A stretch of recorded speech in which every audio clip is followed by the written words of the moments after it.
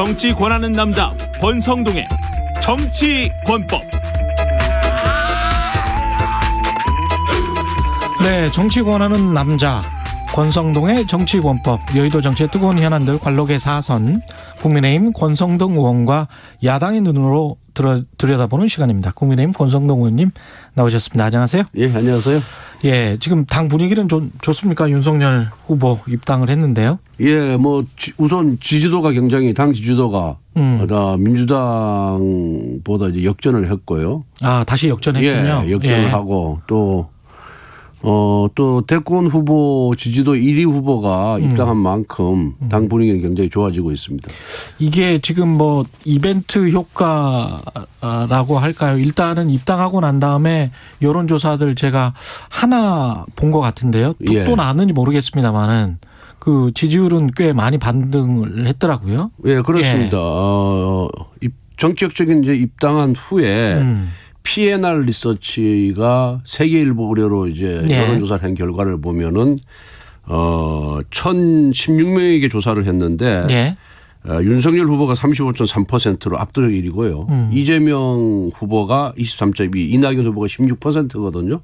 그다음에 가상 양자 대결도 이재명 지사와의 대결에서 51대 37, 약 14.3% 차이가 나고 이낙연 전 대표의 양자 대결에서도 52.5대 38.3, 역시 14.2% 정도 차이가 날 정도로 그동안 입당 과정에서의 그런 논란 때문에 윤석열 후보의 지지도가 좀 떨어졌다가 본격적인 캠프 구성을 새로 하고 직후에 여론조사가 좀 올라갔고 그다음 입당 직후에 또 이렇게 여론조사가 굉장히 잘 나오고 있습니다. 근데 갑작스러운 입당으로 어떻게 보면 그 뭐랄까요? 그 검색량 같은 거는 있지 않습니까? 그건 6월 말에 정치 참여 선언할 때보다 좀 적었다. 이런 분석도 있던데요. 정치 참여 선언이라는 것이 윤석열 전 총장이 과연 정치를 할 것이냐 말 것이냐는 국민의 초미의 관심사였고 6월 29일. 그래서 아마 그 검색 건수가 많았을 거고요. 그다음에 정치 참여 이후에 국민의힘과 정치 철학 가치를 같이 한다. 또 여러 인터뷰를 통해서 입당 의사를 굳혔기 때문에 입당 시기에 대해서는 아무래도 입당 여부보다는 관심이 조금 덜하지 않았나 이렇게 생각을 합니다. 안에서 뭐 언론들이 그렇게 이야기를 하는데 친윤 뭐 친최 뭐 친윤이 뭐 최대 개파고 아니 권성동 의원님은 이제 당연히 그쪽으로 분류가 되고요. 그렇습니다. 입당하라고 막 계속 촉구를 하셨고 뭐 그 이전에도 친구분이셨고 뭐 이래서 어떻게 보세요? 이런 게 완전히 이렇게 개파로 최대 개파로 개파라는 것은 소위 개파의 이익을 위해서 활동을 할 때 그걸 개파라 그러잖아요. 어떤 단체 이익을 위해서. 그런데 윤석열 후보가 지지도 1위 후보고 또 윤석열 후보에 대한 우리 당원들이나 국민들의 기대가 큰 만큼 또 의원들도 사실 큰 관심과 기대를 갖고 있거든요. 그렇기 때문에 윤석열 후보에 대한 지지 선언을 하는 의원들이 자연스럽게 나타나는 거지 그 지지하는 의원들 상호 간에 어떤 동지적 소위 자신들의 이익을 위한 정권 교체라는 대의 말고 의원 개개인의 이익을 위한 어떤 그런 의사 연락이라든가 결석이 전혀 없거든요. 또 모임도 없고. 그렇기 때문에 그걸 개파라고 보는 거는 부적절하다 이렇게 보고 있고요. 민주당도 한 174명 의원들이 유력 후보 3분 이낙연, 이재명, 정세균 그 다 캠프에 가서 활동을 하고 있거든요. 그렇죠. 그래서 그 캠프에 가서 활동을 하고 특정 후보를 지지하는 선언을 한 것만으로 개파라고 분류하는 건 부적절하다. 그리고 우리 당의 이준석 대표도 국회의원들이 자유롭게 특정 후보를 돕거나 캠프에서 활동하는 것을 장려했거든요. 그래서 이거는 어떤 선거에 따른 자연스러운 현상이지 이걸 개파로 보는 거는 정말 잘못된 것이다 이렇게 생각합니다. 권 의원님은 그러면 캠프로 안 가세요?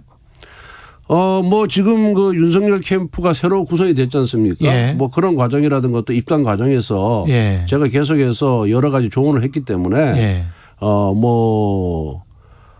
필요하다 그런다면은 캠프 활동을 할 수 있는 거죠. 전 의원들 위주로 이제 구성이 됐더라고요. 김경진 의원이랄지 신주호 의원이랄지 전에 의원했던 분들로 구성이 됐는데 현직 의원들은 별로 눈에 안 보이는 것 같아서. 이제 뭐 왜냐하면 그게 이제 상근하는 분들이거든요. 예. 그런데 국회의원들은 자기 고유 업무가 있지 않습니까? 그러네요. 그러다 보니까 이제 상근하기가 어려우니까 우선 좀 시간적으로 자유스러운 전 의원들 중심으로 상근하는 그런 캠프를 구성했고요. 거기에 또 종합 상황실장은 이제 현역 의원이 장재훈 의원이 장재훈 의원이 거기 가 있고 앞으로 이제 그 소위 윤석열 예비 후보 경선 선대본부가 꾸려지면은 거기에 이제 현역 의원들이 많이 포진을 할 겁니다. 근데 이제 이렇게 지지율이 지금 다시 반등을 했는데 한편으로는 또 우려하는 시선은 이런 게 있는 것 같습니다.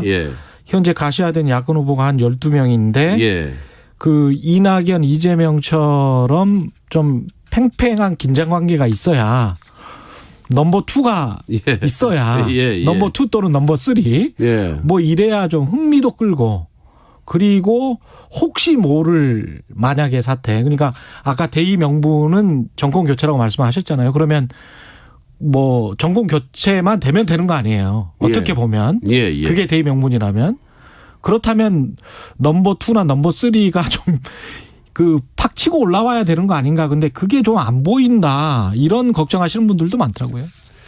그래서 아무래도 이제 1위 후보와 2위 후보 간에 이제 지지율 격차가 크면은 너무 크니까 흥행 요소로서는 이제 마이너스겠죠. 감점 요소인데 그걸 뭐 어찌 인위적으로 할 방법은 없잖아요. 그래서 아마 당 지도부에서 그렇기 때문에 뭐 8인 커트, 4인 커트 뭐 또 결선 투표까지 이렇게 뭐 구상을 하는 것 같은데 그걸 너무 인위적으로 하는 것 자체가 저는 의미가 없다 이렇게 보고 있고요. 윤석열에 대한 그런 지지는 오랫동안 축적되어 온 지지지 하루아침에 생긴 그런 지지는 아니다. 그렇기 때문에 그렇지만 또 경선 과정에서 또 뭐 의외의 요소가 나타날 수도 있으니까 한번 지켜봐야 되지 않을까 싶습니다. 그 민주당도 마찬가지지만 당 차원의 검증을 먼저 잘 해야 본선에서 아무래도 또 유리한 게 아니냐. 백신을 먼저 맞는 게 아니냐 뭐 이런 주장을 하시는 분들도 있는 것 같고 홍준표 후보 같은 경우도 그런 쪽에 속하는 것 같고요. 그런 측면에서 봤을 때는 그 아내 김건희 씨에 대한 논란 사생활 빼고 말씀드리는 겁니다. 그다음에 장모 재판이 지금 2건이 진행이 되고 있고요. 윤석열 후보 자체에 대한 어떤 이야기들도 나오고 있거든요. 이런 것과 관련해서 무슨 당내 검증단은 확정이 됐습니까?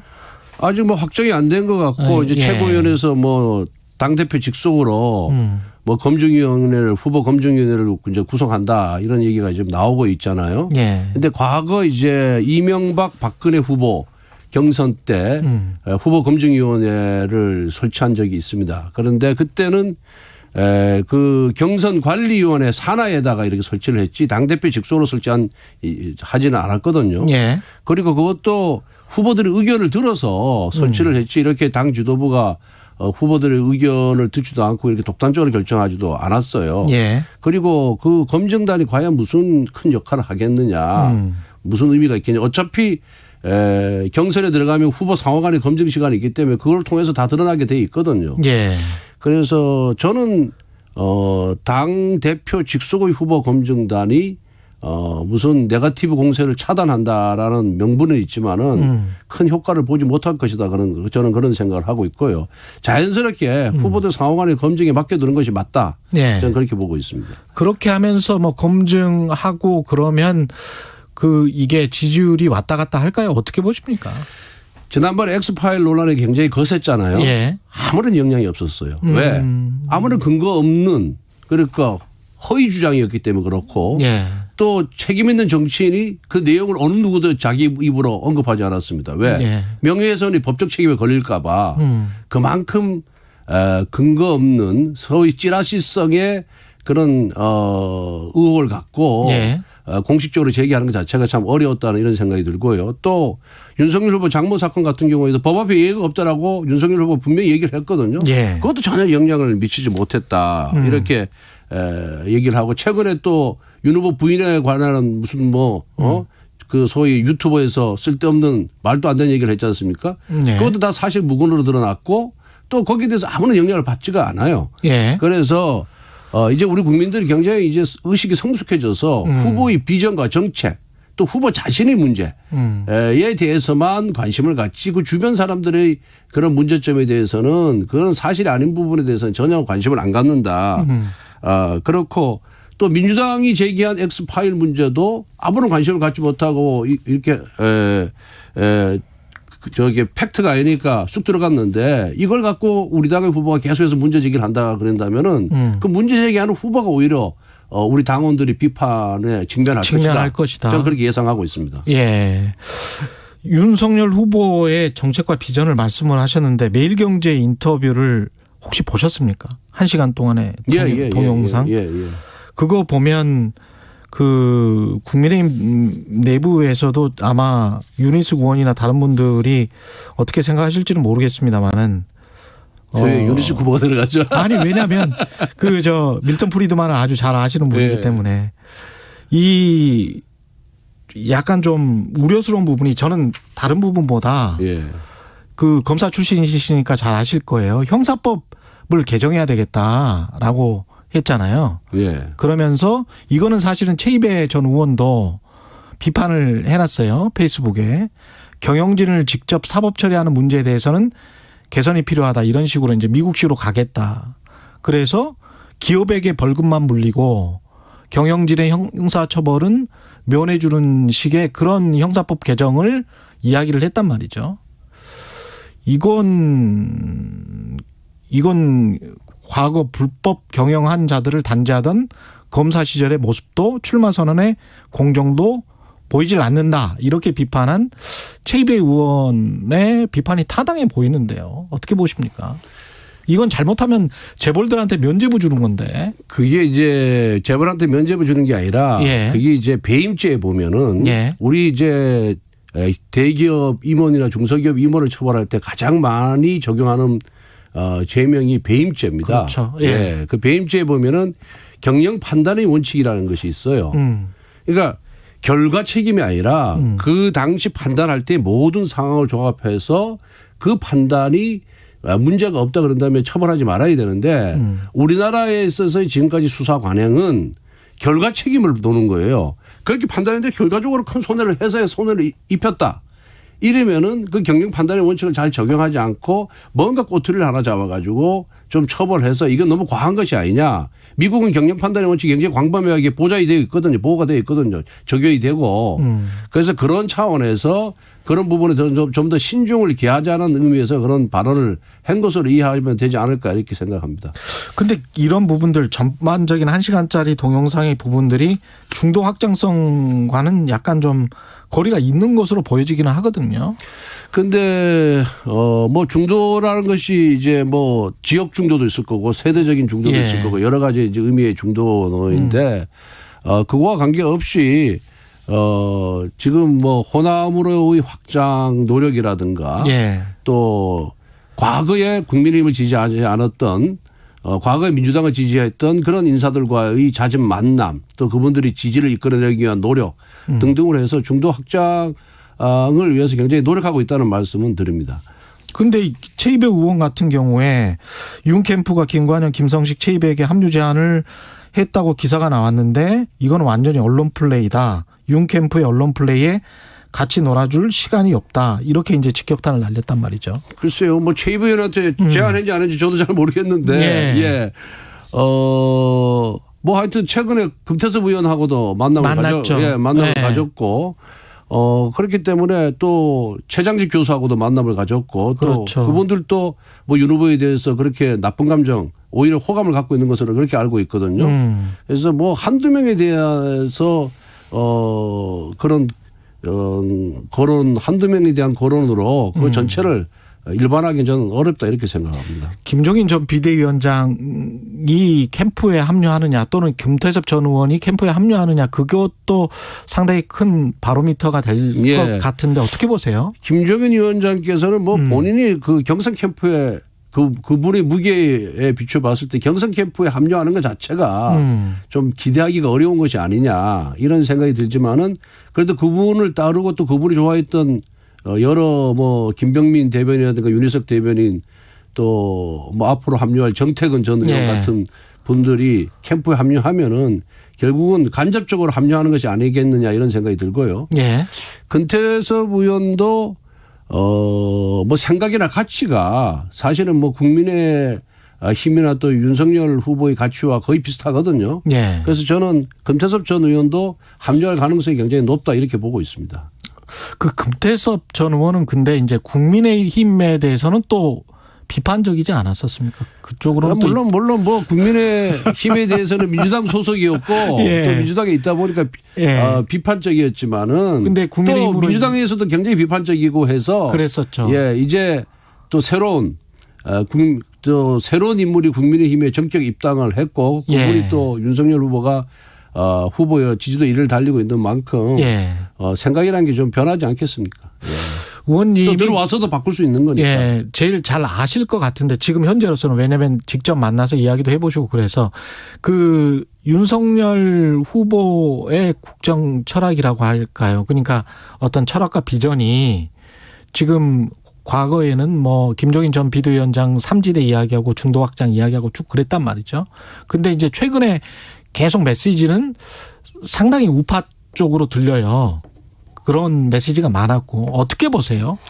그걸 이제 저쪽 편에서 보니까 우파라고 자꾸만 주장을 하는 건데 예.